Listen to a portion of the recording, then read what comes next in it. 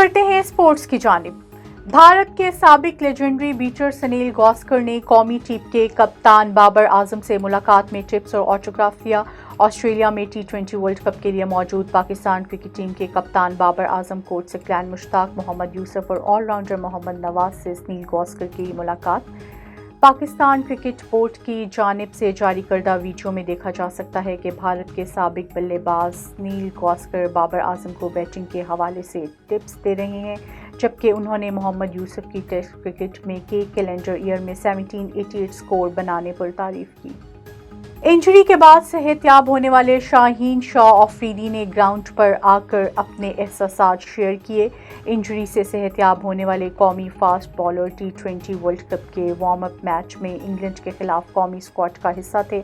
उन्होंने इंग्लैंड के खिलाफ मैच में 2 ओवर्स भी किए, जिसमें उन्होंने 7 रन्स देकर कोई विकेट हासिल नहीं की थी। पाकिस्तान जूडो फेडरेशन ने अबू ज़हबी ग्रैंड स्लाम के लिए कौमी टीम का ऐलान कर दिया। इवेंट में शिरकत के लिए पाकिस्तानी टीम 19 अक्टूबर को मुत्तहिदा अरब अमारात रवाना होगी। पाकिस्तान जूडो फेडरेशन के नायब सदर और मीडिया डायरेक्टर मसूद अहमद खान ने बताया है कि अबू ज़हबी ग्रैंड स्लाम 19 से 23 अक्टूबर तक मुत्तहिदा अरब अमारात में खेला जाएगा, जिसमें पाकिस्तानी समेत दुनिया भर के नामवर खिलाड़ी शिरकत कर रहे हैं।